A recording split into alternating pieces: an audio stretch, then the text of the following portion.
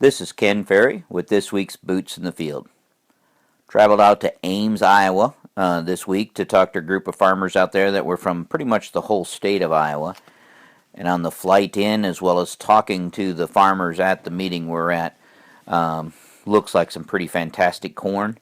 The guys were pretty pumped about their corn possibilities and the kind of yields that they were going to bring home, thinking it's going to be higher for them in the most part than 2014 was for them. And it looks it from the ground. But a number of them expressed, and I could see en route to and from the airport as well as flying over it, but they're seeing an awful lot in sudden death and white mold show up out there, and they're having some trouble with the bean crop. So some of the bean yields that they thought they were going to achieve just as much as 3 weeks ago, a lot of growers thought they were slipping away from them. They're seeing too much sudden death. Most of the beans out there were in the R5, R5.5 that we got into itself, as well as still fighting some heavier white mold. The fields of the beans out there are pretty tall, a lot of armpit tall beans, and they're experiencing a lot of lodging as well.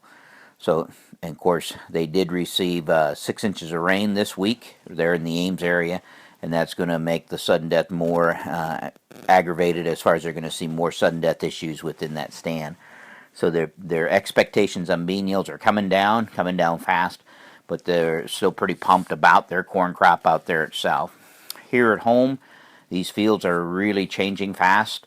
The sudden death now is getting pretty aggressive on some of these earlier planted fields, and you can tell that by how uneven the fields are ripening. That doesn't look normal out there, and that's the sudden death pushing this thing along. And we are going to get dinged by it. And it looks like we're starting to see some differences in our plots as well treated for the sudden death, so we'll continue to watch that. Getting quite a few phone calls. Guys are asking about using a harvest aid on these dirty bean fields, something like Gramoxone, to go out there and kill the massive amount of water hemp and maristale and some palmer that we're dealing with out there in the fields. Unfortunately, I think you guys are on the right path, because these early planted beans waiting for a frost to take out those weeds just isn't an option. Those beans will be too dry, they'll be shelling out on the ground. You guys that are in the seed bean side of that, you would lose your premium just waiting for these for that event to take place. You're going to have too many splits, too dry of beans in itself. If you're going to use a harvest aid, go out there and open those pods up on your ripe beans in the middle of the stem and the top of the stem. Open the pods up and make sure the soybean is not attached to the pod. Make sure that it almost rattles when you pull it off of there, so we don't clip the fill in this short itself. So again, you're going to go out there and open those pods up and make sure the bean is no longer attached in itself. Now, if you do spray them before it gets unattached, you could be giving up some yield. I'm sure for the most part we're going to do this with airplanes. Don't forget your replanted ponds, because if you kill those replanted ponds too early, you're going to add to the yield loss that you're already working with there. So do I think it's a good idea? I've seen a number of fields now. I think it's going to be a must, where these weeds are too much to put through a combine without doing some damage. So different if it was a little bit of grass or a little bit of weeds, but some of these fields are just too big a water hemp, too big of plants to deal with. So give that some thought. Cornfields are moving along pretty fast as far as they're changing. Matter of fact, there's a number of fields that just flat give up the ghost this week. And I don't want to sound like a broken record, but stock quality is deteriorating pretty fast.